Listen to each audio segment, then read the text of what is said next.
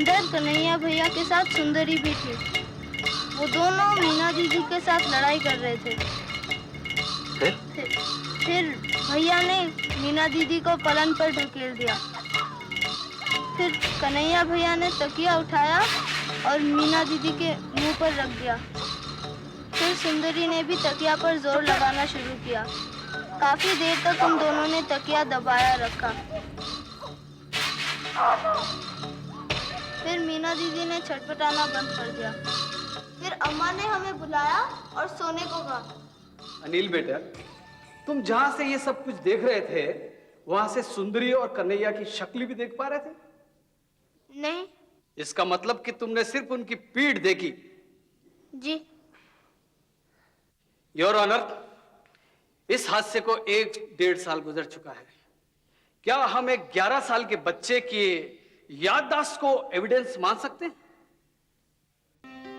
Doctor लाल मोहल्ले में लोगों से पूछताछ करने लगे कि उन्होंने मीना की मौत की रात कुछ देखा या सुना था, लेकिन सभी लोगों ने पराई आग में हाथ जलने के डर से अपने दरवाजे उन पर बंद कर दिए।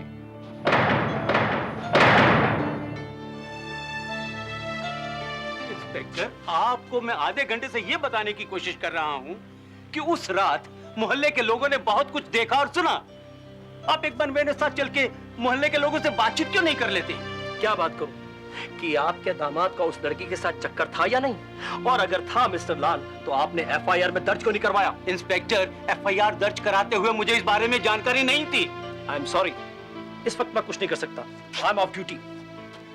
इंस्पेक्टर, मेरी बेटी की मौत के जिम्मेदार आप सब लोग हैं। मैं एक को नहीं छोड़ूंगा, सबको देख लूंगा।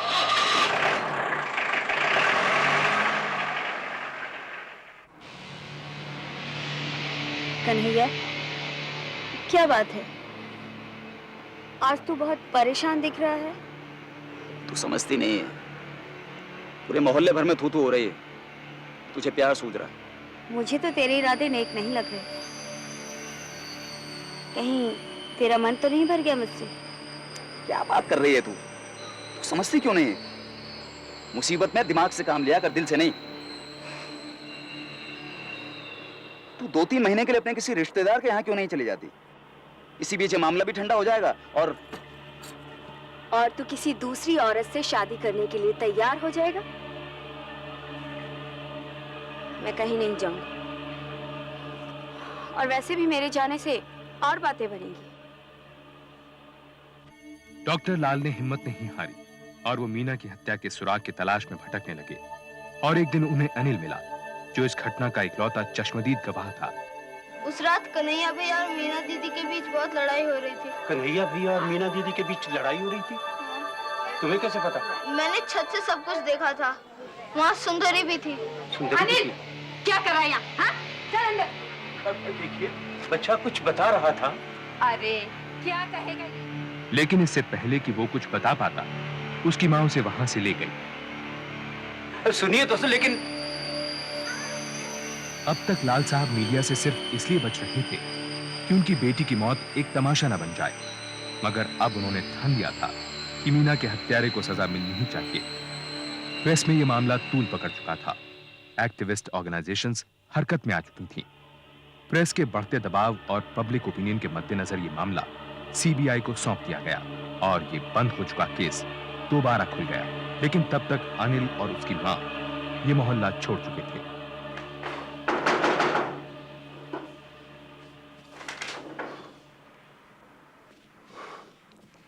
सेठ साहब, अब मैं कुछ नहीं कर सकता। भलाई इसी में है कि कन्हैया को कुछ दिनों के लिए यहां से बाहर भेज दिया जाए। मामला मेरे हाथ से निकल चुका है। I am really very sorry. अब मैं चलता हूं।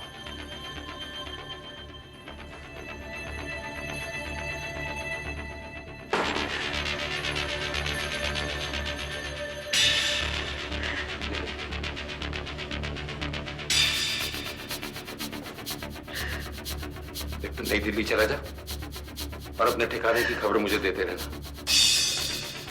तब तक मैं तेरे दुबई के टिकट का इंतजाम करवाता हूँ। और सुंदरी, अभी तुझे उसी की सूझ रही है। सारे घर में आग लगाकर तुझे चैन नहीं मिला।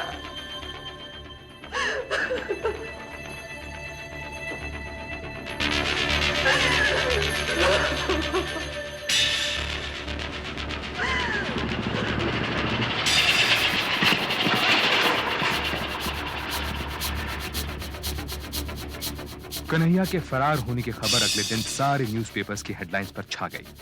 प्रेस और एक्टिविस्ट ऑर्गेनाइजेशंस ने सेठ के परिवार के खिलाफ मुहिम छेड़ दी। घर घर जाकर की जाने वाली ये कैंपेन जोर पकड़ गई कि सामने आकर गवाही दो, गवाह का कोई कुछ नहीं बिगाड़ सकता। वो मेरी ही बेटी नहीं थी, वो इस पूरे मोहल्ले की बेटी थी। इन्हीं गलियों में आप लोगों की उंगलियां पकड़कर ही वो बड़ी हुई। आप लोग सब कुछ जानते हुए भी इस मामले में कुछ नहीं बोलेंगे।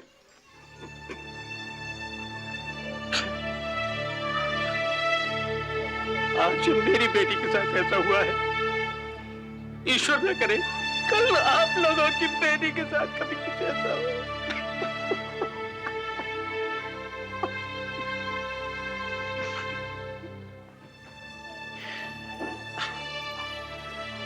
मेरी बेटी को 3 दिन के बाद ही उसकी शादी की उसको मार डाला गया। मैं आप लोगों के हाथ जोड़ता हूं, उसकी मौत की रात अगर आप लोगों में से किसी ने कुछ देखा सुना हो तो ईश्वर के लिए हमारी मदद कीजिए। इन सभाओं और जनता तथा प्रेस के गुस्से से सीबीआई पर मीना की मौत की गुत्थी सुलझाने का दबाव बढ़ने लगा। सीबीआई की तरफ से यह केस भैरव सिंह को सौंपा गया। वो घर घर जाकर चश्मदीद गवाह को ढूंढने की कोशिश करने लगा। कन्हैया तक पहुंचने के लिए उसने सुंदरी का पीछा करना भी शुरू कर दिया।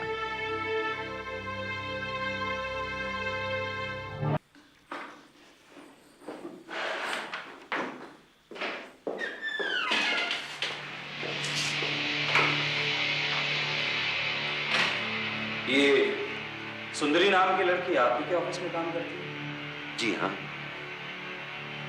Inspector Bhairav Singh, CBI crime branch. जी इंस्पेक्टर, देखिए मैं इस लड़की के डेस्क और ड्रॉर की तलाशी लेना चाहता हूं। मगर बात क्या है? ये लड़की एक मर्डर केस में प्राइम सस्पेक्ट। मैं इसका टेबल देख सकता हूं?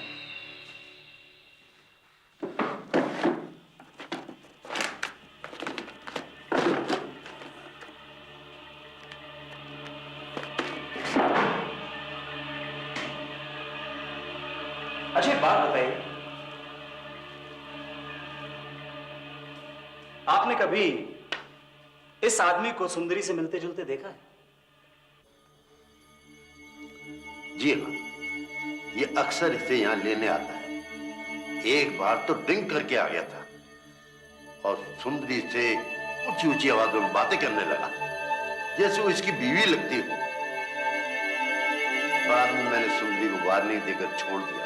ठीक है, अब कभी ये दिखाई दे तो मुझे इन्फॉर्म कर दीजिएगा प्लीज। इसकी नौबत नहीं आएगी। मैं सुंदरी को नौकरी से निकाल रहा हूं। Anyway, thanks.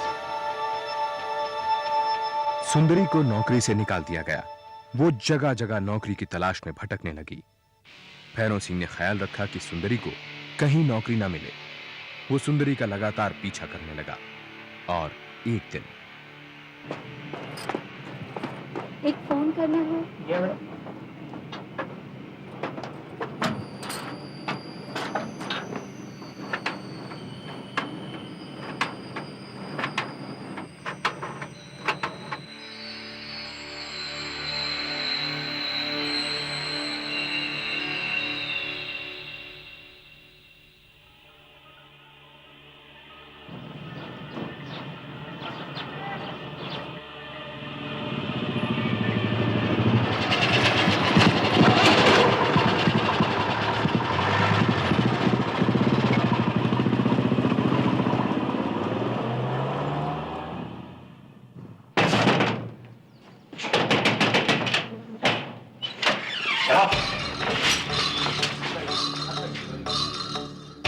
कन्हैया और सुंदरी को गिरफ्तार कर लिया गया। उनसे कड़ी पूछताछ की गई, लेकिन उन्होंने किसी भी आरोप को मानने से इनकार कर दिया। कन्हैया की जमानत नामंजूर कर दी गई, मगर सुंदरी के खिलाफ कोई भी पुख्ता सबूत न होने से उसे शहर छोड़कर न जाने की वार्निंग देकर छोड़ दिया गया और यह केस सेशंस कोर्ट पहुंचा।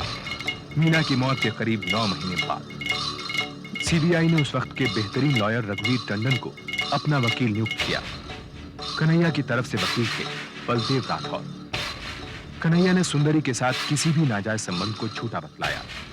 ये सरासर गलत है। शादी से पहले या उसके बाद सुंदरी के साथ मेरा ऐसा वैसा कोई रिश्ता नहीं रहा, और शादी में भी वो सिर्फ इसलिए थी क्योंकि वो हमारी किराएदार थी।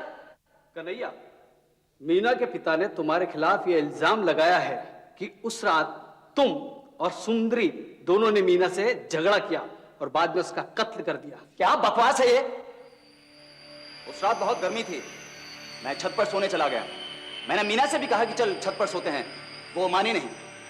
सुबह करीब 5 बजे मेरी आंख खुली, मच्छर काट रहे थे। मैं नीचे आया तो देखा मीना पेट के बल लेटी हुई है और उसको दौरे पड़ रहे हैं। मुझे कुछ भी समझ में नहीं आया। मैं नीचे गया घबराकर और बाबूजी को बुला लाया। उन्होंने फिर आकर मीना को सीधे लिटाया। मीना किस हाल में थी?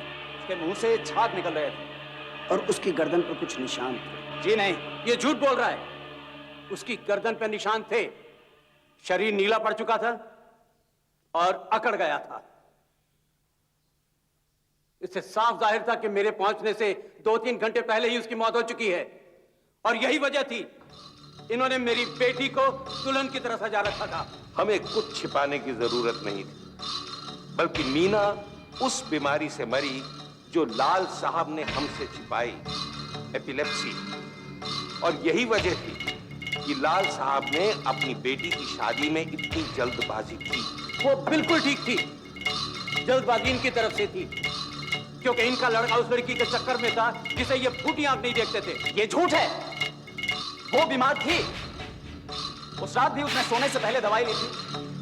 और सुंदरी के बारे में मैं बता चुका हूं, वो सिर्फ हमारी किराएदार थी। मैंने कभी उससे ढंग से बात तक नहीं की। इस सब के बीच भैरव सिंह ने सुंदरी को फिर पूछताछ के लिए बुलाया। देखो सुंदरी, ये साबित हो चुका है कि तुम दोनों के संबंध थे। उस रात क्या हुआ था, अब मुझे साफ साफ बता दो। देखो सुंदरी, उस रात की तुम्हारी सारी हरकतों का गवाह वो बच्चा अनिल भी। और जिस दिन वो बच्चा मिल गया है, तब तुम्हें कोई नहीं बचा पाएगा। जिंदगी भर के लिए अंदर जाओगे। उस रात 2 से 3 के बीच जो झगड़ा हुआ था, उस वक्त तुम कमरे में थी? और कौन था? मीना और कन्हैया। झगड़ा मीना और तुम दोनों के बीच हुआ था? हाँ, लेकिन मीना उस समय जिंदा थी। फिर मैं और कन्हैया छत पर सोने चले गए। सुबह 5 बजे कन्हैया नीचे आया। उसने मुझे आवाज दी। मैं जब नीचे गई तब तक मीना मर चुकी थी। कन्हैया बहुत डरा हुआ था। सारा तकिया खून और धूप से लथपथ था। उसने कहा मीना दौरे पड़ने से मरी है। कन्हैया के कहने पर मैंने मीना के कपड़े बदले, तकिए और चादरें हटा दी। बस उसके बाद फिर मैं अपने कमरे में चली गई। लेकिन तुम लोगों ने उसका मेकअप क्यों किया? उसे इतना सजाया संवारा क्यों? क्योंकि उसका सारा शरीर नीला पड़ चुका था। ओह, इसका मतलब मीना की मौत को तब तक 2-3 घंटे हो चुके थे। देखो सुंदरी, तुम्हें ये सारी बातें कोर्ट में कहनी होगी। लेकिन जब तक भैरव सिंह सुंदरी के नाम का वारंट लेकर पहुंचा, तब तक वो जा चुकी थी, न मालूम कहां। सुंदरी के जाने से कन्हैया के मर्डर करने का मोटिव जा चुका था। रघुनाथ टंडन के पास अब एक ही चारा बचा था कि मीना की मौत को अननेचुरल साबित कर दें। और एपिलेप्सी के फिट में आदमी उस तरह से नहीं चिल्लाता जैसा कि मीना चिल्लाई। उसके आसपास तमाम किस्म की दवाइयां पाई गई। उस रात भी उसने दवाई ली थी। हो सकता है ये उसी का रिएक्शन हो। उसका पेट खाली था योर ऑनर, ये पोस्टमार्टम की रिपोर्ट से जाहिर है। और फिर उसकी गर्दन पर पड़े हुए निशानों के बारे में आप इंस्पेक्टर बग्गा के अनुसार वो निशान उसकी गर्दन पर तब पड़े जब उसके घर वालों ने उसको रिवाइव करने की कोशिश की। यही पोस्टमार्टम के डॉक्टर रावत की रिपोर्ट है। पोस्टमार्टम जानबूझकर मौत के 12 घंटे के बाद किया गया योर ऑनर।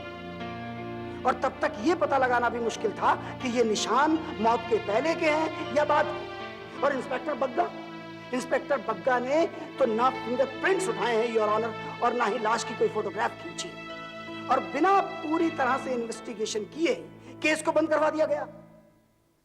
जबकि डॉक्टर लाल बार बार ये कहते रहे हैं कि उस रात पूरे मोहल्ले ने चीखें सुनी है। इंस्पेक्टर बग्गा का बयान गलत साबित पाया गया।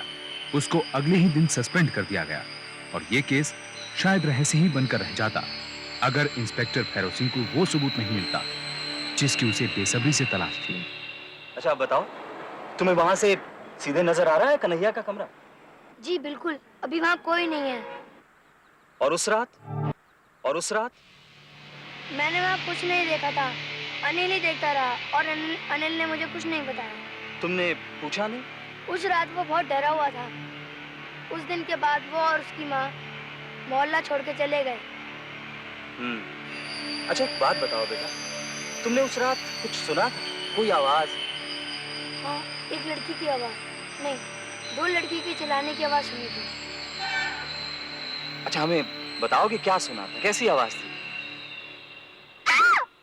मुझे छोड़ दो, मुझे जाने दो, मुझे छोड़ दो।